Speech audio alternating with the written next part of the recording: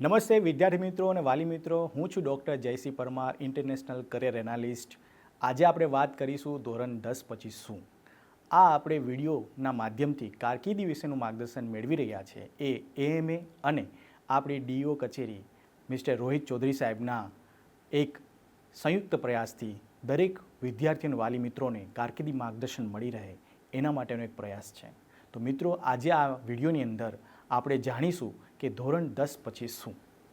ટૂંકમાં દરેક વ્યક્તિને કારકિર્દી બનાવવા માટેમાં ખૂબ જ રસ હોય છે કે મારો દીકરો કે હું આગળ વધીને એક સારો એન્જિનિયર, એક સારો ડૉક્ટર બનું અથવા એક સારા પદ પ્રતિષ્ઠા અને પાવર ઉપર આવું, એવી દરેકની ઈચ્છા હોય છે. પરંતુ શું આપણે આપણા ઇન્ટરેસ્ટ, આપણા સબ્જેક્ટ અને આપણા રસ પ્રમાણે આગળ વધીએ છીએ કે નથી વધતા, એ પણ જાણવું ખૂબ જ જરૂરી હોય છે. આજે આપણે જાણીશું કે ધોરણ 10 પછી આપણે કેવા સબ્જેક્ટ લેવા જોઈએ. શું તમે એ સબ્જેક્ટ લઈને આગળ વધી શકશો? તમે અત્યાર સુધી જે સ્ટડી કર્યું છે એમાં તમે કયા કયા સબ્જેક્ટમાં માહિતગાર થયા છો અને કેટલી મહારત હાંસલ કરી છે, એના આધારે તમે આ સબ્જેક્ટનું સિલેક્શન કરી શકો છો. તો આજે હું વાત કરીશ કે સાયન્સ, કોમર્સ, આર્ટ્સ જે ધોરણ 10 પછી આપણે લેવાના છીએ તો એના સબ્જેક્ટ કયા કયા આવે છે અને આગળ જઈને તમે એમાં કઈ રીતના કારકિર્દી બનાવી શકો છો. તો આપણે મિત્રો વાત કરીએ, ધોરણ 10 પછી સાયન્સ લેવું હોય તો સાયન્સની અંદર કઈ રીતના કેવા સબ્જેક્ટ આવે છે. તમને ખ્યાલ હશે કે સાયન્સ લેતી વખતે આપણે એની સબ્જેક્ટની વાત કરીએ તો ફિઝિક્સ, કેમિસ્ટ્રી અને બાયોલોજી મુખ્યત્વે મેડિકલ માટે હોય છે. જે લોકો એવી ઉત્સુકતા ધરાવતા હોય કે જેને મેડિકલમાં જવું છે તો એ લોકોને ફિઝિક્સ, કેમિસ્ટ્રી, બાયોલોજી જેવું ખૂબ જ જરૂરી છે. સાથે સાથે પેરામેડિકલમાં જવું હોય, બીએસસી કરવું હોય કે બીએસસીને લઈને ઘણી બધી લાઇનમાં આગળ જવું હોય તો પણ તમારે પીસીબી લેવું પડતું હોય છે. જો તમે લોકો મેથેમેટિક્સમાં આગળ વધવા માંગતા હોય, એટલે કે ફિઝિક્સ, કેમિસ્ટ્રી, બાયોલોજી, મેથેમેટિક્સ એ સબ્જેક્ટ છે કે જેમાં તમે એન્જિનિયરિંગમાં જઈ શકો છો તો તમે પીસીએમ પણ લઈ શકો છો. અને જે લોકોને એમ થતું હોય કે મારે બંને સબ્જેક્ટ લેવા છે તો હાઇબ્રિડ કોર્સ તરીકે ફિઝિક્સ, કેમિસ્ટ્રી, બાયોલોજી અને મેથેમેટિક્સ પણ તમે લઈ શકો છો. તો એમાં તમે આગળથી તમારે કઈ દિશામાં આગળ વધવું છે એ નક્કી કરી શકાય છે. અને સાથે સાથે એ પણ કહેવા માગીશ કે ખાલી ફક્ત સાયન્સ જ એકલું નથી કે તેમાં આગળ વધી શકાય છે. તમે કોમર્સમાં પણ જઈ શકો છો. જે લોકોને બિઝનેસમાં ઇન્ટરેસ્ટ છે, જે લોકોને પોલિટિકલ સાયન્સમાં ઇન્ટરેસ્ટ હોય એ લોકો આર્ટ્સ લઈ શકે છે. તો જે લોકોની કોમર્સની વાત કરીએ તો કોમર્સમાં કયા કયા સબ્જેક્ટ આવે છે. કોમર્સની અંદર વાત કરીએ તો ખાસ કરીને મુખ્યત્વે એકાઉન્ટ, અર્થશાસ્ત્ર અને ફિનાન્સ આ સબ્જેક્ટ આવતા હોય છે. જેમાં લોકો કોમર્સ લઈ આગળ MBA પણ કરીને બિઝનેસની અંદર આગળ વધતા હોય છે, પોતાની કંપની પણ ખોલી શકતા હોય છે. જે કોમર્સમાં આગળ વધવા માંગતા હોય એ લોકો એક વસ્તુ ધ્યાન રાખવું જોઈએ, એમાં પણ મેથેમેટિક્સ તો આવવાનું જ, પણ એ એડવાન્સ મેથેમેટિક્સ નહીં હોય, એ ઓપ્શનલમાં હશે. સાથે સાથે એ પણ કહેવા માગીશ કે કોમર્સ એક એવો સબ્જેક્ટ છે જેની અંદર તમે CA, ઇન્વેસ્ટમેન્ટ બેન્કર અને businessman, digital marketing, computer IT અને કોમ્પ્યુટર IT કહેવાનો મતલબ કે કોમર્સ ITમાં પણ તમે આગળ વધી શકો છો. આ હતા કોમર્સને લઈને ઘણા બધા સબ્જેક્ટ્સ અને એની માહિતી. હવે આપણે આગળ વાત કરીએ તો આર્ટ્સ અને હ્યુમેનિટીઝ. લોકોને એવું લાગતું હોય છે કે જે લોકો આર્ટ્સ લેતા હોય એ લોકો એટલું બધું સારા સ્કોલર નથી હોતા, હોશિયાર નથી હોતા. બિલકુલ એવું નથી.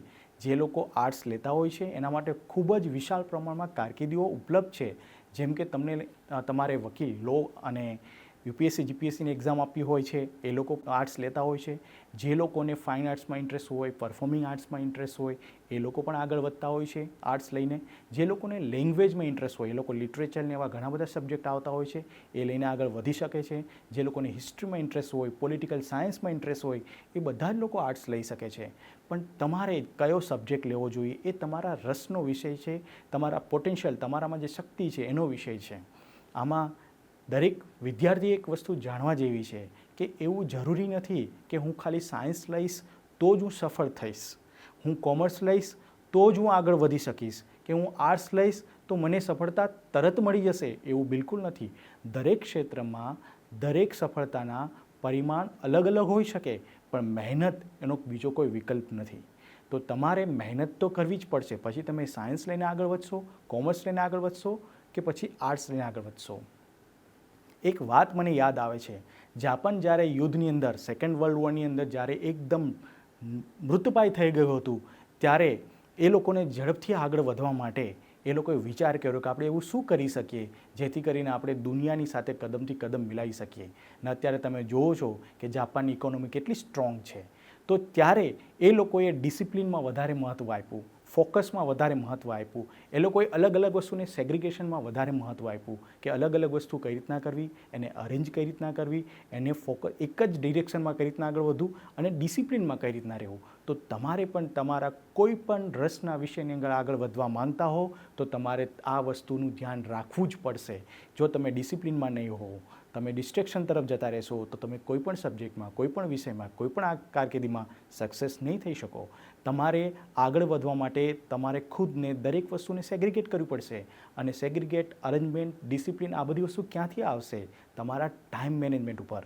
સૌથી વધારામાં વધારે જો અત્યારે કોઈ વસ્તુની જરૂર હોય કોઈ પણ વ્યક્તિને સફળ થવા માટે તો એ છે ટાઈમ મેનેજમેન્ટ. તો મિત્રો, તમે ધોરણ 10 પછી કોઈ પણ કારકિર્દી પસંદ કરશો એનો કોઈ વાંધો નથી, પણ જો તમે એ ટાઈમ મેનેજમેન્ટથી આગળ નહીં વધો તો સમય ક્યાં સરકી જશે તમને બિલકુલ ખ્યાલ નહીં રહે. અને રહી વાત આ બધા સબ્જેક્ટની, તો હું તમને એક બીજું એક્ઝામ્પલ આપવા માંગીશ. માની લો કે તમને એવું લાગતું હોય કે હું સાયન્સ લઈશ પણ મને તો એક જ સબ્જેક્ટ ફાવે છે, કોઈને કેમિસ્ટ્રી ફાવતું હશે અથવા તો રસનો વિષય હશે, કોઈને ફિઝિક્સનો રસનો વિષય હશે, કોઈને મેથેમેટિક્સ સારું લાગતું હશે, તો આગળ જઈને હું શું કરીશ? પણ મિત્રો, આગળ તમે સારા કારકિર્દી કાઉન્સિલરને મળી અને તમે એના વિશે ડિસ્કસ કરી શકો છો. હું તમને અહીંયા એક એક્ઝામ્પલ આપવા માંગીશ કે મારી પાસે એક સ્ટુડન્ટ આવે છે અને મને કહે છે મને ખાલી ફિઝિક્સમાં જ ઇન્ટરેસ્ટ છે, હવે મારે આગળ કઈ રીતના વધવું? એટલે મેં એને એવા વ્યક્તિઓના ઉદાહરણ આપ્યા જે લોકોને ફિઝિક્સમાં ઇન્ટરેસ્ટ હતો અને તે સારામાં સારા એસ્ટ્રોફિઝિસિસ્ટ તરીકે આપણી PRL જેવી સંસ્થાની અંદર કામ કરી રહ્યા છે. જ્યારે આ વસ્તુની એને જાણ થાય છે, એની સાથે મુલાકાત થાય છે, ત્યારે એને એક મોટિવેશન મળે છે કે એક સબ્જેક્ટ ઉપર પણ તમે તમારી કારકિર્દી બનાવી શકો છો. તો મિત્રો, એવું નથી કે ફક્ત તમે એક સબ્જેક્ટ ગમે છે, બીજા બધા સબ્જેક્ટ ગમતા નથી, એમાં માર્ક્સ નથી આવતા તો હું ફેલ થઈશ, મારા માર્ક્સ ઓછા આવશે. એવું બિલકુલ નથી. આ કારકિર્દીની દિશામાં આગળ વધવા માટે તમારે ફક્ત ધ્યાન એ રાખવાનું છે કે કોમ્પિટિશન તમારી સાથે છે, બીજા સાથે નથી. તો એ વાતનું બિલકુલ ચિંતા કે સ્ટ્રેસ લેવાની જરૂર નથી. અને અહીંયા હું વાલી મિત્રોને એક વાત કહેવા માગીશ કે તમારા બાળકનો પોટેન્શિયલ કેટલો છે એ તમારાથી વધારે કોઈ નથી જાણતું. એની અંદર કેટલી શક્તિ છે વાંચવાની, બેસવાની, સમજવાની, એ તમારાથી વધારે કોઈ જાણતું નથી. તો તમારે એનું વિશ્લેષણ કરવું, યોગ્ય રીતે કરવું અને કરાવવું જોઈએ, જેથી કરીને એને મદદ મળી શકે કે આગળ કઈ રીતના કરી શકે છે.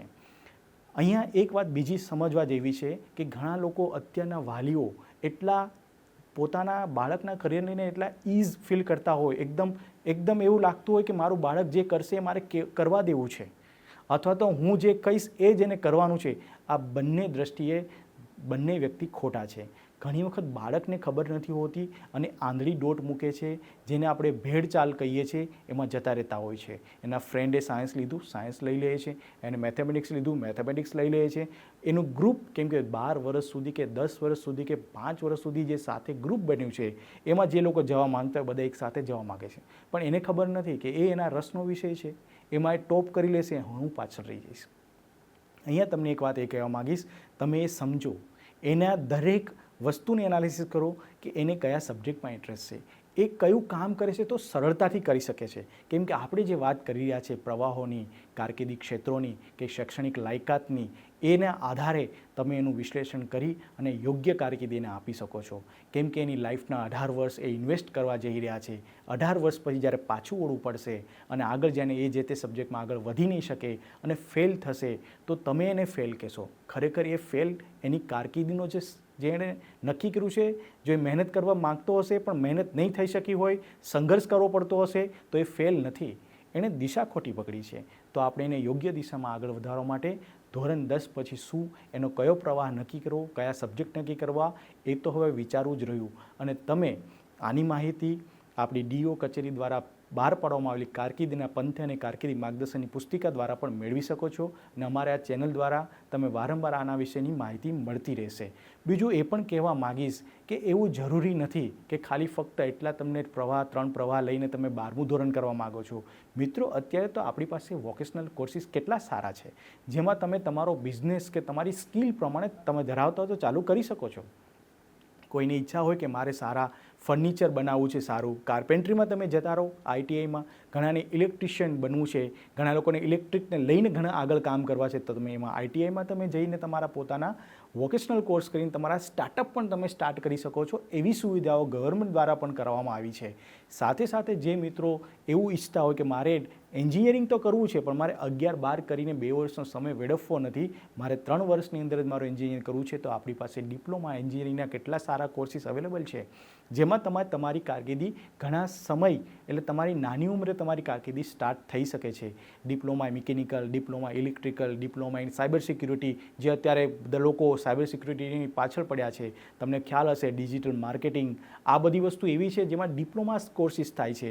તમે ડિપ્લોમાની અંદર ડીફાર્મ કરી શકો છો, જે અત્યારે મેડિકલનો કોર્સ કહી શકાય. ડિપ્લોમા ઇન મેડિકલ ટેકનોલોજીને લઈને ઘણા બધા ડિપ્લોમા ઇન બાયોમેડિકલ એન્જિનિયરિંગ કરી શકો છો.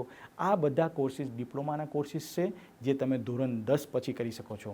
તો તમને એવું લાગતું હોય કે મારે સાયન્સ, આર્ટ્સ કે કોમર્સ લઈને આગળ ભણવું નથી, અથવા ભણવું છે પણ એટલી લાંબો મારે રસ્તો નથી લેવો, ટૂંક સમયમાં મારે મારી કારકિર્દી ચાલુ કરવી છે, તો એની અંદર તમે ડિપ્લોમાઝના કોર્સીસ લઈને તમે આગળ વધી શકો છો. આર્ટ્સની અંદર પણ ડિપ્લોમા છે, કોમર્સની અંદર પણ ડિપ્લોમા છે, સાયન્સની અંદર પણ ડિપ્લોમા છે, આર્ટ્સની અંદર ડિઝાઇનના કોર્સીસ પણ ડિપ્લોમામાં આવી રહ્યા છે, તો એ પણ તમે લઈ શકો છો. તો આજે મેં તમને જે વાત કરી છે એ ધોરણ 10 પછી શું, અને આપણે વાત કરી દરેક પ્રવાહની, અને આપણે વાત કરી ડિપ્લોમા કોર્સની. અહીંયા તમને એક વાત કહેવા માગીશ કે ઘણા લોકો ધોરણ 10 પછી ભણવાનું પણ બંધ કરી દેતા હોય છે કે બસ 10 થઈ ગયું એટલે બસ ડરી જતા હોય છે. પણ મિત્રો, આ તો એક શરૂઆત છે, આ તો તમારું પહેલું સ્ટેપ છે. આપણે એવું ઘણા વાલીને કહેતા બસ તું 10 ધોરણ કરી લે એટલે પછી ચિંતા નથી, પછી 12મું ધોરણ આવે છે, પછી કોલેજ આવે છે, પછી યુનિવર્સિટીમાં જવાનું પડતું હોય છે, અને ક્યારેય જિંદગી પૂરી નથી થતી કે આટલું બસ, એવું ક્યારેય થતું નથી. પણ એક વસ્તુ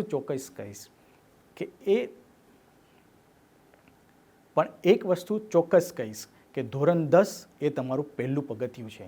જો તમે પહેલાં પગથિયા ઉપર સારી રીતે પગ મૂકીને આગળ વધવા માંગતા હો તો તમારે ઘણા બધા સફળતાના દ્વાર ખુલી જશે, અને તમારું આ જે સફર છે એ સુખદ અને સફળ રહે એવા અમારા પણ પ્રયાસ ચાલુ જ રહેશે.